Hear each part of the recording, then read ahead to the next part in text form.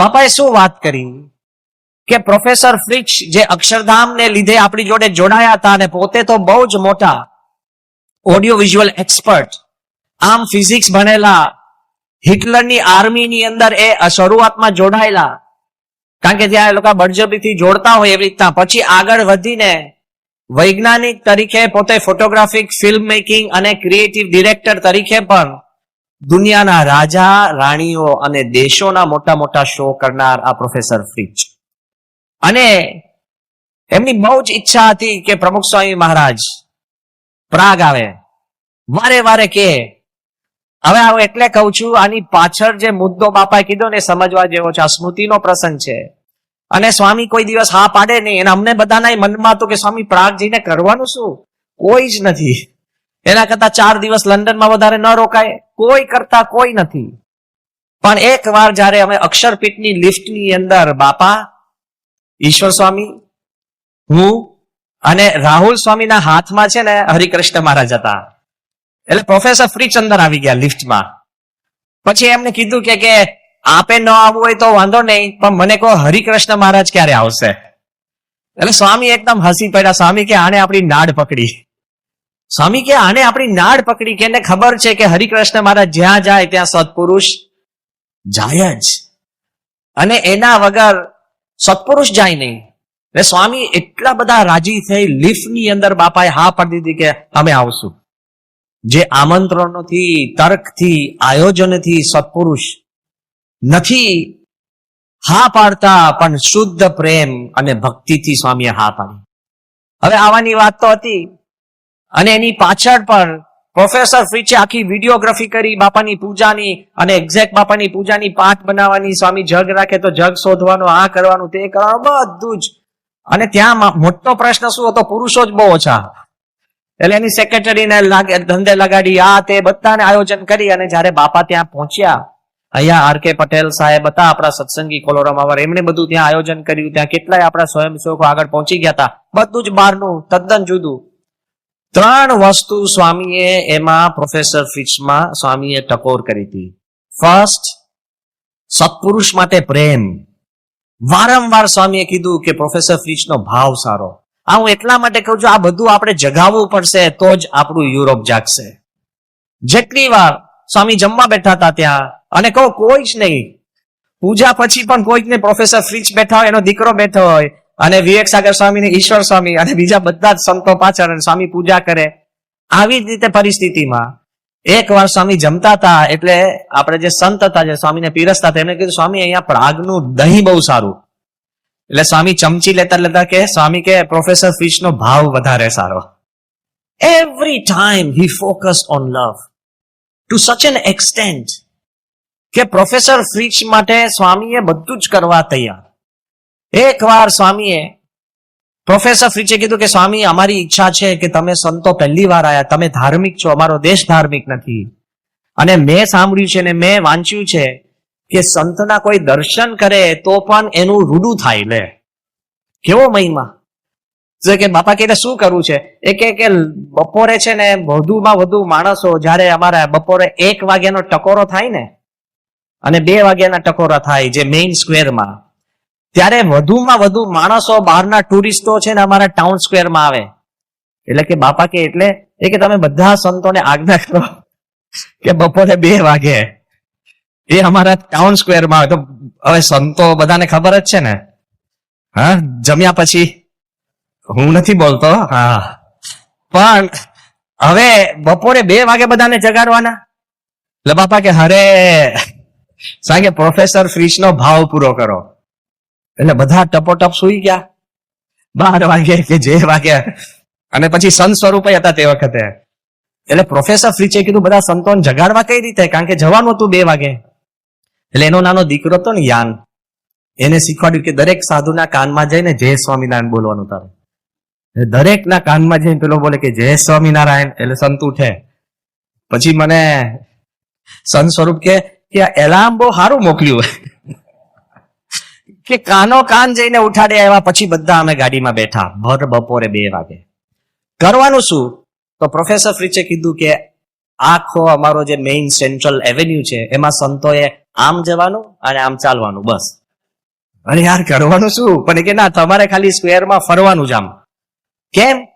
કે બધા તમને જુએ, તો બધા તમને જુએ તો અમારા દેશવાસીઓનું સારું થાય એટલા માટે. On display.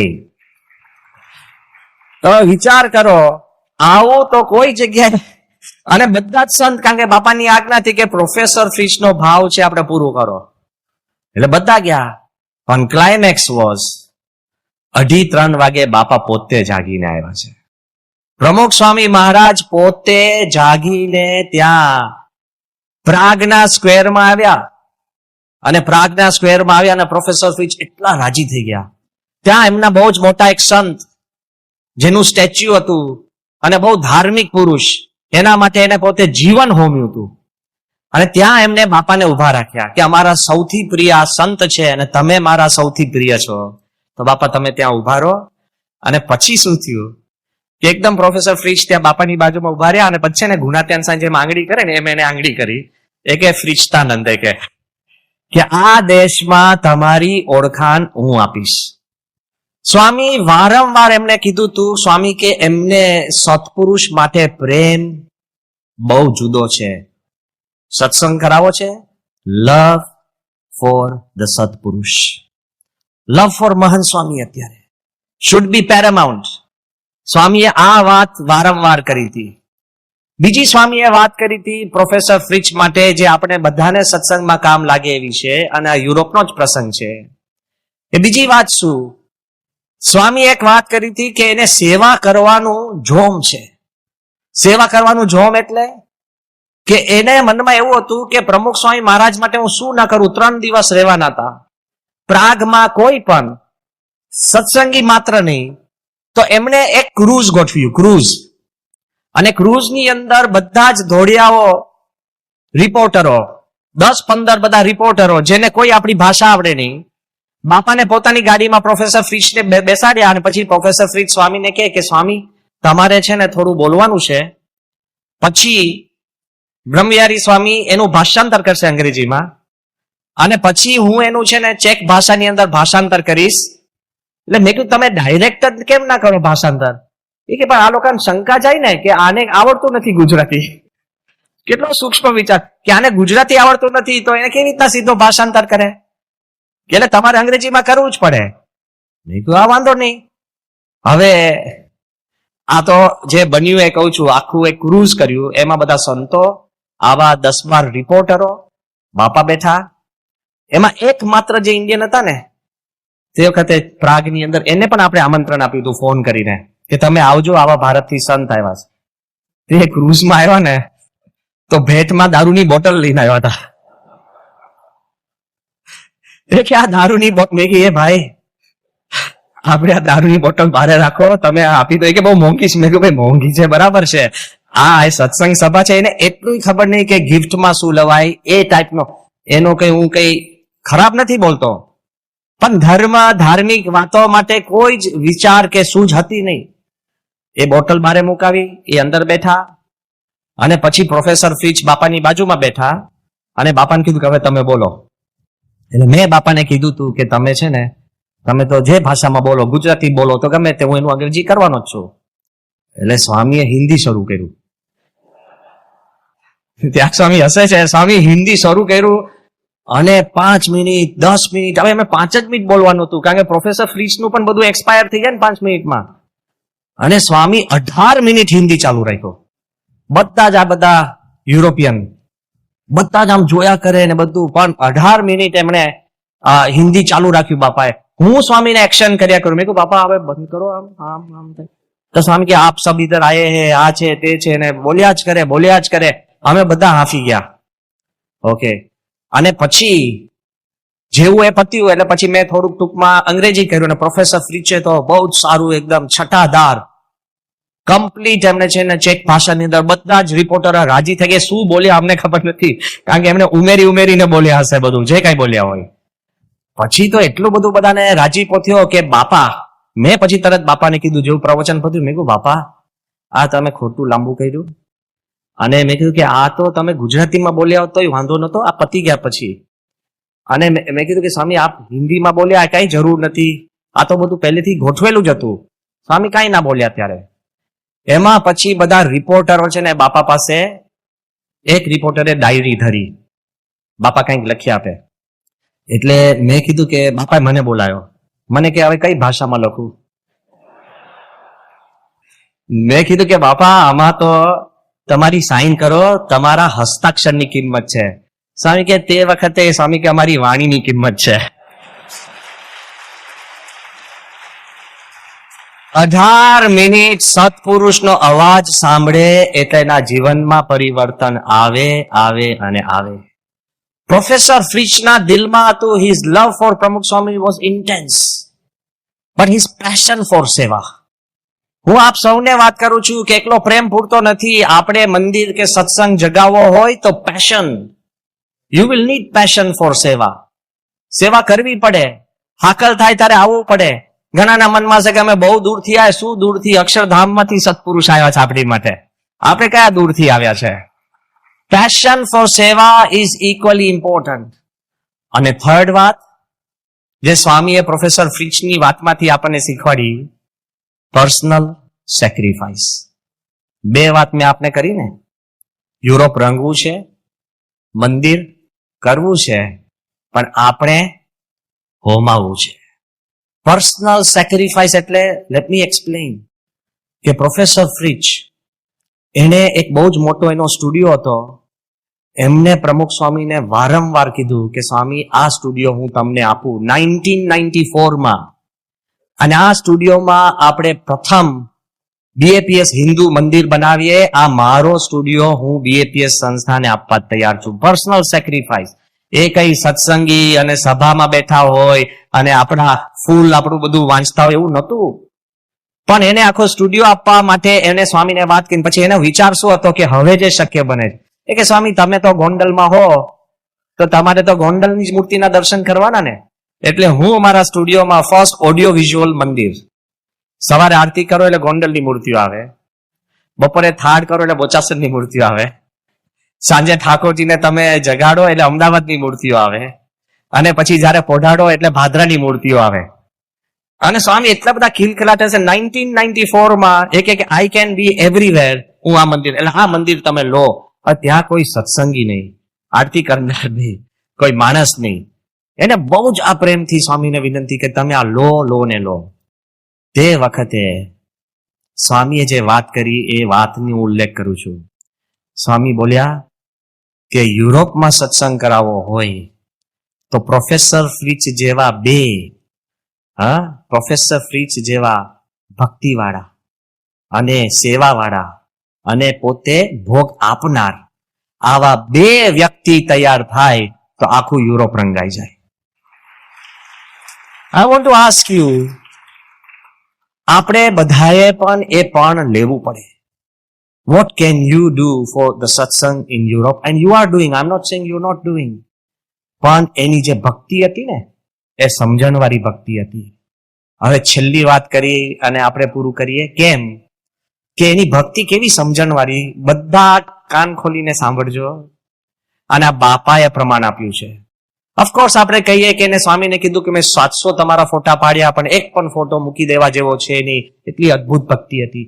ઓફકોર્સ એને પ્રમુખ સ્વામી મહારાજને છેલ્લે નીકળતા 3 વસ્તુ આપી હતી, 4 વસ્તુ. એક તો ક્રિસ્ટલનો ગ્લાસ, કે તમારું જીવન આટલું ટ્રાન્સપેરન્ટ અને પવિત્ર છે. તમારી આંખ તાપમાં બંધ થઈ જાય છે એટલે બહુ લાઇટ ફ્રેમના અમારા સ્પેશિયલ ચશ્મા છે એ તમે પહેરજો. ત્રીજી વાત હતી ઘડિયાળ. તમે ઘડિયાળ પહેરતા નથી પણ તમારું જીવન ઘડિયાળના કાંટે છે મેં જોયું છે, એટલે હું આ તમને ઘડિયાળ આપું છું. અને ચોથી વાત, એમને દૂરબીન આપ્યું પ્રમુખ સ્વામીને. દૂરબીન કેમ? એ કે સ્વામી તમે જાઓ ને હવે અમારા દેશમાંથી, તમારા દૂર દૂર અમારા ઝાડ ઉપર દ્રષ્ટિ કરજો, પર્વતો પર દ્રષ્ટિ કરજો, દૂર દૂર રહેલા વ્યક્તિઓ પર દ્રષ્ટિ કરજો. તમારી દ્રષ્ટિ અમારા દેશ ઉપર પડશે તો અમારા દેશનો ઉદ્ધાર થશે, એટલે હું દૂરબીન આપું છું. સ્વામીને દૂરબીન આપ્યું અમે બધાએ અને કીધું કે બાપા પેલા ઝાડ સામે જુઓ. ઝાડ દૂર હતું. We were all there. ઝાડ સામે જુઓ. સ્વામી આમ દૂરબીન લઈ અને પ્રોફેસર ફ્રિચના છાતી પર મૂક્યું. સ્વામી કે એનો ભાવ બહુ સારો છે. દૂરનું જોવાનું હતું છતાં પણ અંદરનું જ સત્પુરુષ જોવે છે. You must understand. Through out his love was there. પણ ભક્તિ કેવી? કે જે સ્ટુડિયો એ આપવાના હતા પ્રમુખ સ્વામીને, અને સ્વામીની ગાડી લઈને અમે સ્ટુડિયો આગળ આવ્યા. ઈશ્વર સ્વામી હરિકૃષ્ણ મહારાજ લઈને ઉતર્યા, બાપાનું બારણું ખોલ્યું. પ્રોફેસર ફ્રીચે આવીને બાપાનું બારણું બંધ કર્યું કે સ્વામી તમારી આજે બહુ તમને ભીડો પડ્યો છે, આજે બહુ ભીડો પડ્યો છે, તમે અંદર સ્ટુડિયોમાં નહીં આવો તો ચાલશે, તમે અહીંયા છો, હું માનું છું તમે આવી ગયા. એમને ઘર આંગણે લઈને પણ સ્ટુડિયોમાં એને પધરામણી કરાવી નહીં, બીકોઝ હી વરીડ અબાઉટ સ્વામી. એના દીકરાના ઘર આગળ ગાડી લઈ ગયા, ઘર આંગણે જ 1 જ મિનિટ લાગે ઉતરીને ત્યાં પગલા કરવામાં. એના દીકરાને બારે બોલાવ્યો, એને કીધું પગે લાગ, તું એમ માન કે તારા ઘરમાં પ્રમુખ સ્વામીના ચરણાવી આવી ગયા છે. એની દીકરીને ત્યાં ગાડીમાંથી જ પસાર, ગાડીની પધરામણી જો અમે પહેલી વાર જોઈ હોય તો પ્રાગ આ યુરોપની અંદર જોઈ, એટલી બધી ભક્તિથી અને સમજણથી. તે વખતે નાનમુનિ સ્વામીએ બાપાને કીધું કે બાપા આમની ભક્તિ, સ્વામી કે ભક્તિ બધાની હોય પણ આવી સમજણવાળી ભક્તિ કેટલાની. આપણે ત્યાં ઇવેન્ટ હોય, તમે જ કાંઈ આપવા તૈયાર હોય અને સત્પુરુષની સામે તમે દ્રષ્ટિ રાખો અને છતાં પણ તમને કાંઈક એમાં ઓછું ન લાગે, એવી ભક્તિ પ્રોફેસર ફ્રીચની હતી. અને એવી ભક્તિ આપણા સૌમાં છે. હમણાં થોડા દિવસ પહેલા બાપાની તબિયત થોડીક નરમ થઈ અને સમર્પણ દિન હતો. કેટલાય બધા હરિભક્તો કેટલા પ્રેમથી આવેલા, બધાના મનમાં હતું કે બાપાના દર્શન કરવાતા. પણ એ જે સમજણની ભક્તિ એ સત્પુરુષ અને મહારાજને બહુ જ ઊંડી પહોંચે છે. That is the way that we want to create. અને આપણા બધાના મનમાં આજે આપણે આપણો આખો ઉત્સવ ઉજવીએ છીએ તો આપણે એમ છે કે મહંત સ્વામી ખાલી રૂમમાં જ છે, અક્ષરબ્રહ્મ બધે જ છે, અને અહીંયા આપણે ભક્તિથી ભેગા થયા છે તો આપણી જોડે આ સભામાં છે ને છે, આપણને અનુભૂતિ થશે જ. વાય સમજણની ભક્તિ હોય તો જેને ઓછું લાગે અને કોકના મનમાં થાય કે હવે આપણે પછી સમર્પણ દિન ફરી કરીએ ના કરીએ, એ આપણી બુદ્ધિના તર્ક છે. સત્પુરુષની ઈચ્છા હોય તો થાય, અને સત્પુરુષની ઈચ્છા ના હોય તો વધુ રાજી થવું, એ સમજણની ભક્તિ છે. એવી ભક્તિ પાયામાં યુરોપમાં પણ જોઈ છે, લંડનમાં પણ આપણે જોઈ છે. More importantly I wanted to emphasize climax. બાપાને જયારે મૂકવા જતા હતા ને સ્વામી પ્લેનમાં, આ માણસનું ખરેખર કેવું પડે. તે વખતે બાપાને કહે સ્વામી તમે ત્યાં સ્વીડનમાં કેટલા દિવસ રોકાવાના છો? તો સ્વામી કે 4 દિવસ. એ કે સ્વીડન હું જઈને બધાને સમજાઈ દઉં કે તમે પ્રાગમાં રોકાવાના છો ને 4 દિવસ ના જાય? તો બાપા બહુ હસતા હતા પ્રેમથી.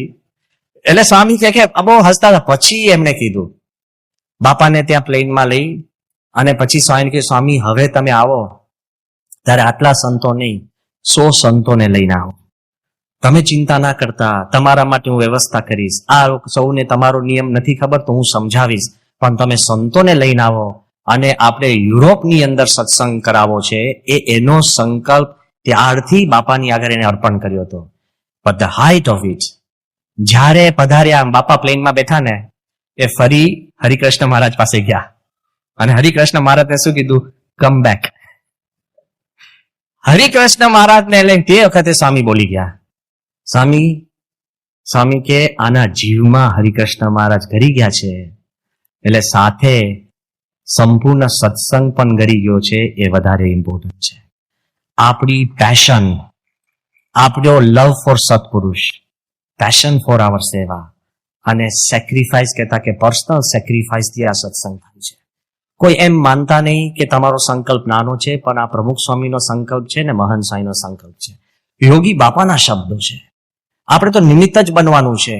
અને એનો ચમત્કાર તમારે જોવો હોય તો તાજેતરની અંદર આબુધાબીમાં જે મંદિર થાય છે ત્યાં સત્સંગી કુટુંબ લગભગ 100 જ છે. કેટલા 100. દેશકાળ અનુકૂળ નથી. સ્વયંસેવકો અમે જયારે ભેગા કરીએ ત્યારે 150 થી 200 જ સ્વયંસેવકો થાય છે. પણ તોય પ્રમુખ સ્વામી મહારાજના સંકલ્પમાં કેટલું બળ છે કે વાતાવરણ બદલાયું, લોકોના દિલ બદલાયા અને આખી ક્લાઇમેટ બદલાઈ. અને જયારે રાજા આપણને 27 એકર જગ્યા સેવામાં આપે, એ પ્રમુખ સ્વામી મહારાજના સંકલ્પે શક્ય છે. નોટ ઓનલી ધેટ, એ ભૂમિની અંદર મંદિર થવું એ કોઈની કલ્પના નથી. અને ટ્રેડિશનલ મંદિર થવું, એમાં મૂર્તિઓ બેસવી, એ કોઈની કલ્પનામાં નથી. પણ જ્યારે આપણે આ બધી વાત શરૂ કરી ત્યારે આપણા મનમાં તો હમણાં જ બધા કહેતા હતા કે વાય મંદિર, વાય મંદિર, વાય મંદિર. તો let me tell you one line from the middle east, Abu Dhabi.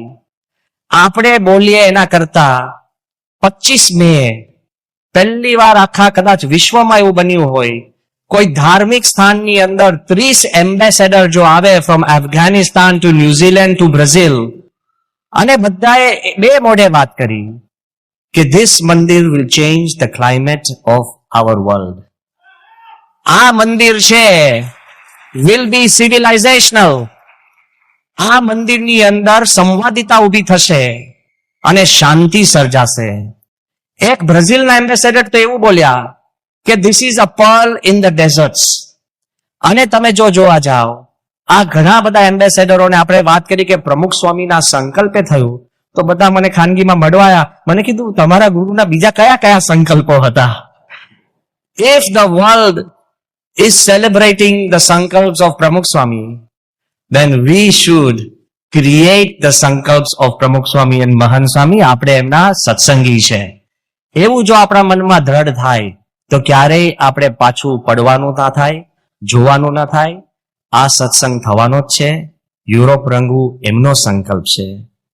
આપણે સેવા કરવી એ આપણી ધીરજ હોવી જોઈએ, અને આપણે હોમાવવું meaning love for Satpurush, passion for seva and personal sacrifice. એનાથી જ સત્સંગ થશે. May God bless all of you.